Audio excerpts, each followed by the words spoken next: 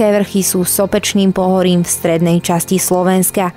Vďaka množstvu prírodných zvláštností sú zaradené medzi atraktívne, vyhľadávané a vysoko hodnotené oblasti. Na návštevníkov čaká množstvo prírodných výtvorov a zaujímavostí. V centrálnej časti sa rozprestiera malebná dedinka Krahule-Blaufus, pri ktorej sa nachádza aj geografický stred Európy. Táto horská obec má vhodné podmienky pre zimné i letné športy.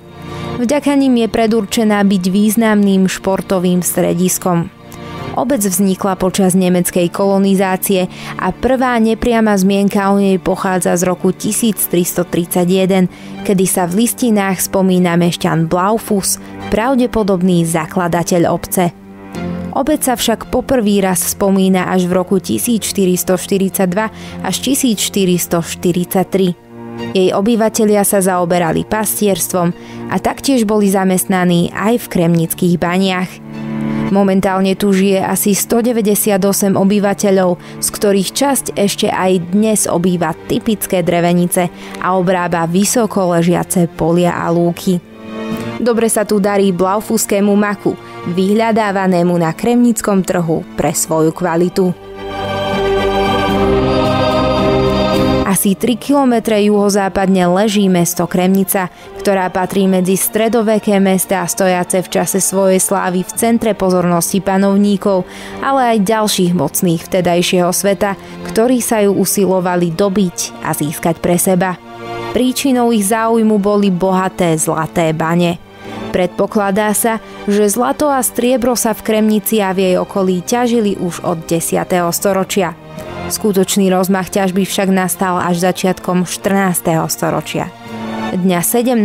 novembra 1328 udelil uhorský kráľ Karol Robert z rodu Anžu osade Kremných Bána privilégia slobodného kráľovského, banského a minciarského mesta. Zároveň tu založil mincovňu, ktorá počas stáročí svojej existencie vyprodukovala obrovské množstvo zlatých i strieborných mincí. Kremnická mincovňa patrí k najstarším podnikom svojho druhu na svete a je jednou z mála, ktoré fungujú nepretržite. Mince sa v nej razia už od roku 1328 a dnes produkuje aj slovenské euromince. Najväčšia produkcia zlata v Uhorsku v 14. storočí vyslúžila mestu prívlastok Zlatá Kremnica. Kremnica leží v nadmorskej výške 550 metrov nad morom a žije tu približne 5500 obyvateľov, ktorí môžu privítať turistov množstvom atrakcií, ako je napríklad šachta Andrej, Kremnický vodný had, Kremnické múzeum, mincovňa či Mestský hrad.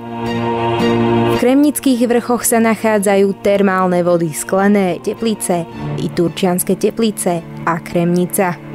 Pitnú vodu pre celú Žiarsku kotlinu zásobuje vodné dielo Turček, ktoré sa nachádza asi 9 kilometrov od Kremnice.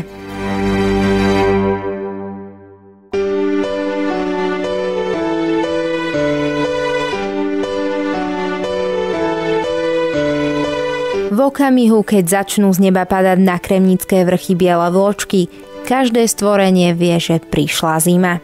Snehová pokrývka zahalí všetko, čo sa dá, ale na tomto mieste ani na chvíľu život nezaspí. Mnohí sfúknú prach zo svojich lyží a vydajú sa na zjazdovky. Práve vtedy začína zimné dobrodružstvo.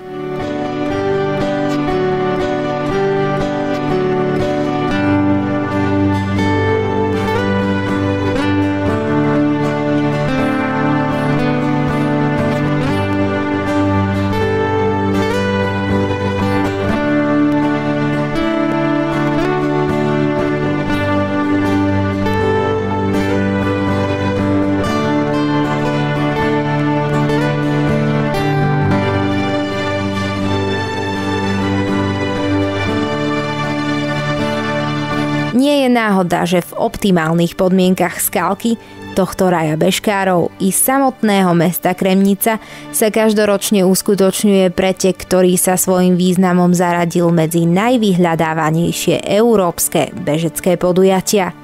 Biela stopa je dnes neodmysliteľnou súčasťou európskeho seriálu diaľkových behov Eurolopet. 3 dni bielej stopy prinášajú zábavu, športové výkony a najmä každoročné stretnutia priateľov. Pravidelne tu štartuje slovenská bežkárska reprezentácia, ale aj naši paraolympionici, ktorých výkony na trati sleduje každý s úžasom.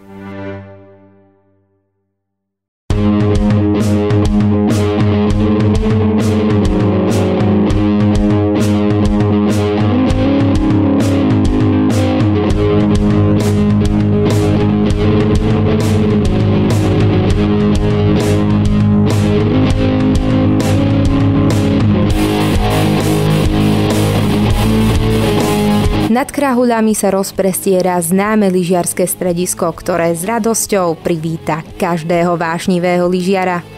Stredisko svojim návštevníkom ponúka 5 vlekov a 1 štvorsedačkovú lanovku. Pre najmenších je pripravený aj detský vlek.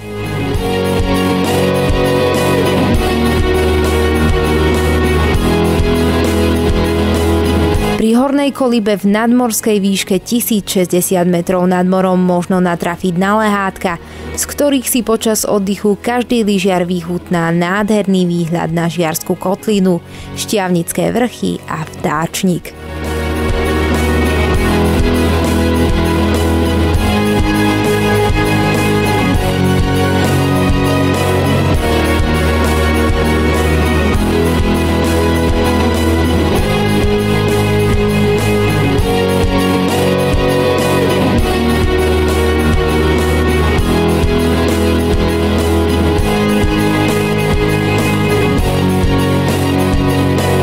Južne orientované zjazdovky široké 200 metrov sú pre svojich návštevníkov starostlivo upravované 2-krát denne.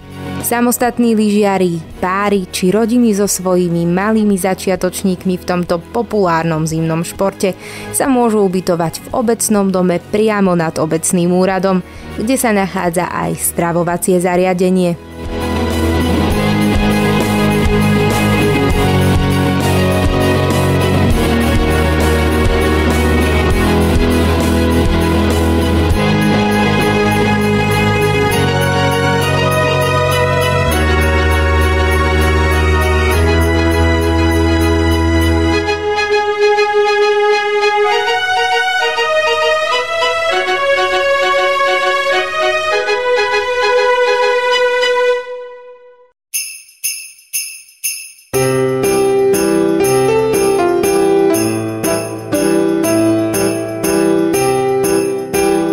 Karneval na lyžiach každoročne priláka množstvo ľudí. Len tu je možné stretnúť Snehulienku, kráľa či kapitána pirátov s lyžami na nohách. Táto atrakcia plná zábavy a zážitkov je určená nielen pre deti, ale aj pre dospelých.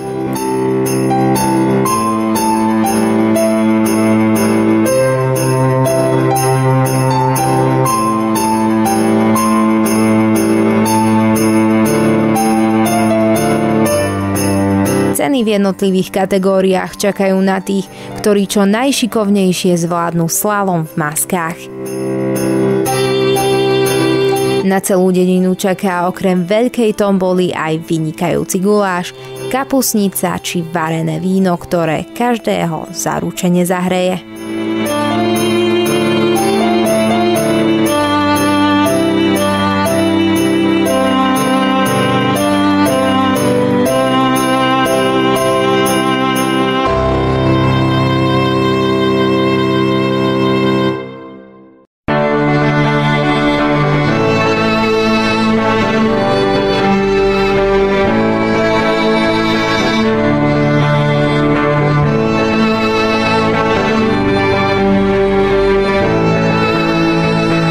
V letnom období sa Krahule zaľudňujú nielen turistami, ale aj deťmi, ktoré tu navštevujú školu v prírode alebo sa zúčastňujú detských táborov. Je pre ne pripravená zábava rôzneho druhu, taktiež veľa turistických možností. Všetky tieto malé ratolesti sa veľmi radi zastavujú pri miestnej umelkyni, ktorá vyrába rôzne známe domčeky z dreva.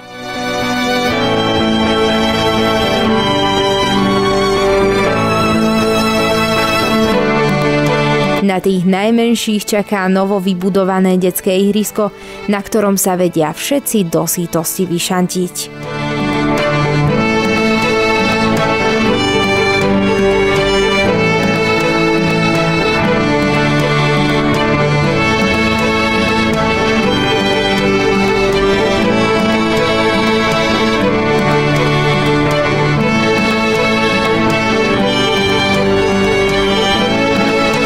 Pre tých starších sa vo vrchoch nachádzajú 2 poľovnícke revíry, cyklotrasy, pešie túry a známa stopa zdravia.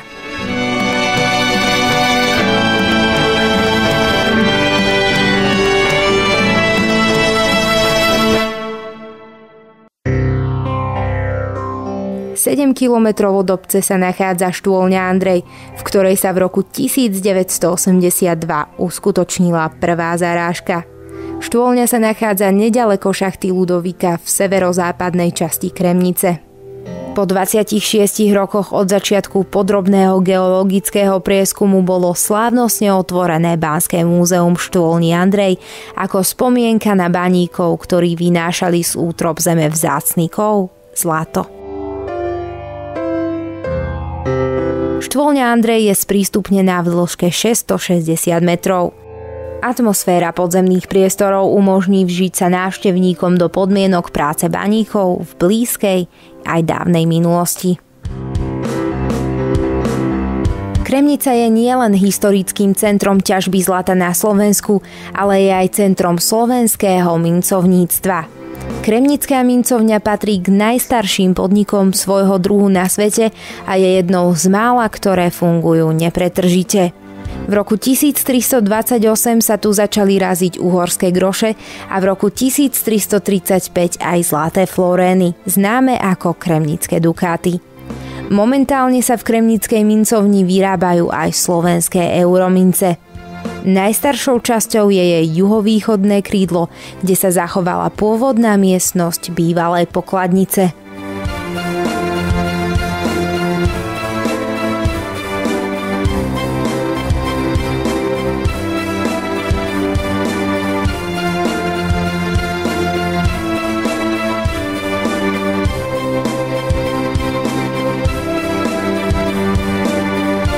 Najzaujímavejším prvkom námestia je 22 metrov vysoký barokový morový stĺp Svätej Trojice, ktoré vzniklo v rokoch 1765 až 1772 rukami sochára Dionýza Stanetyho.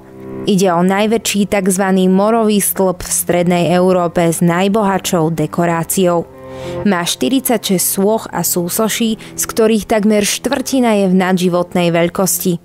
Stĺp bol za posledných 200 rokov viackrát opravený.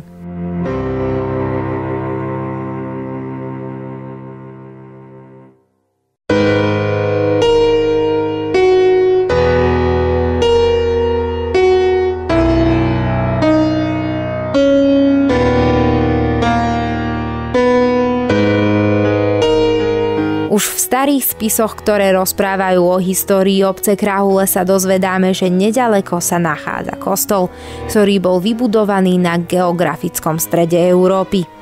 Lokalita sa nachádza severne od obce a zďaleka na ňu upozorňuje dominanta, akoby osamelo stojaci kostol svätého Jána Krstiteľa, obkolesený obranným múrom. Z vonkajšej strany ohrady je na jej južnej strane umiestnený balván s pamätnou tabuľou, ktorá oboznamuje o geografickom význame tohto miesta. Tiež tu nájdeme aj základný kameň slovenskej štátnosti, ktorý bol v Kremnických baniach položený pri príležitosti vzniku Slovenskej republiky.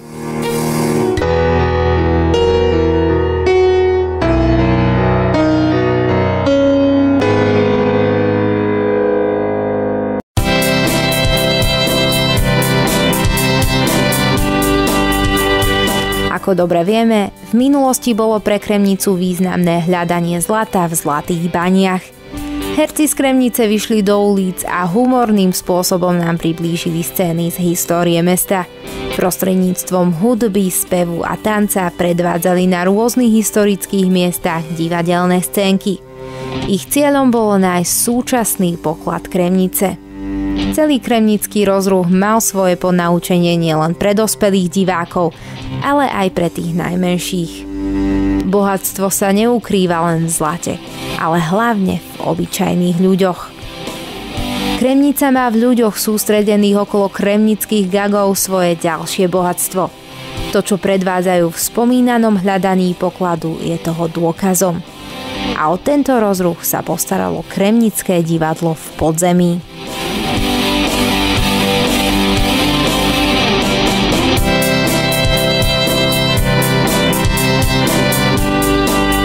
Jedinečná medzinárodná prehliadka kultivovaného humoru, nezávislej satíry a veselej recesie s dlhoročnou tradíciou sa od roku 1981 koná každý rok v posledný víkend na konci augusta.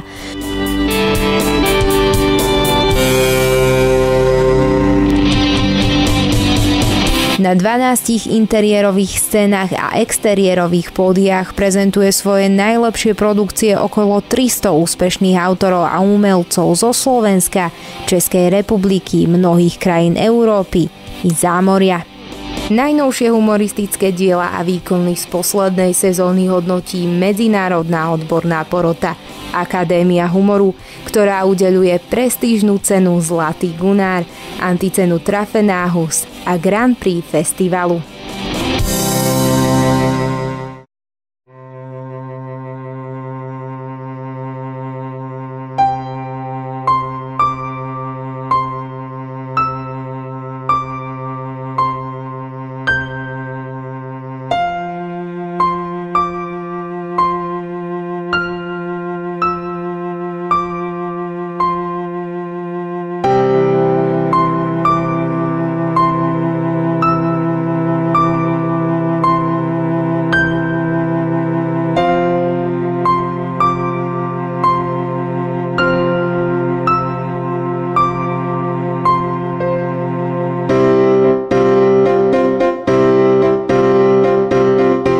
Po slnečnom lete, ktoré zaplnilo v Kremnických vrchoch turistické chodníky, preberá žezlo chladnejšia jeseň.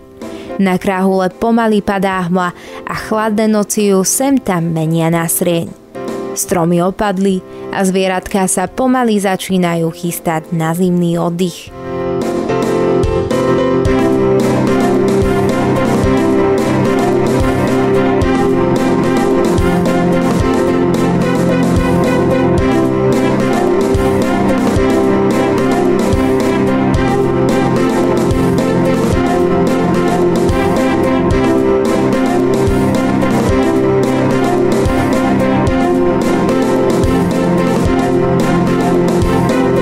Na skalke už nepočuť nič, len nezbedný studený vietor, ktorý premenil koruny stromov na ľadové kráľovstvo. Ako by už celá príroda v tichosti čakala na príchod zimy.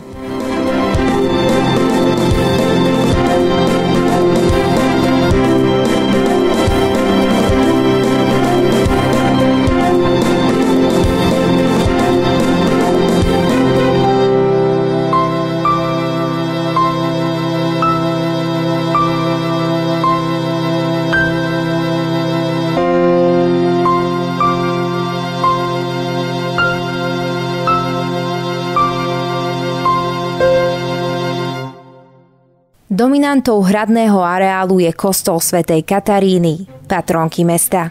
Pod menom Svätá Katarína sa prvýkrát spomína v roku 1526. Gotický kostol bol postavený v 15. storočí prestavbou staršieho románskeho kostola. V 19. storočí dostal kostol nový výzor, vrátane hlavného krídlového oltára svätej Kataríny. Kostol má svätyňu zaklenutú sieťovou klenbou na svorníku s letopočtom 1488, kedy bola svätyňa vysvetená.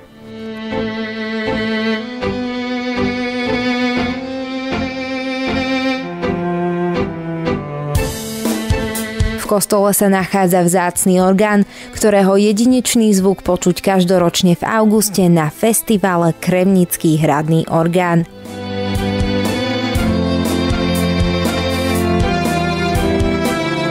V dnešný vzhľad kostola po obnove v 80. rokoch 20. storočia zachoval v celej kráse jeho gotický sloh.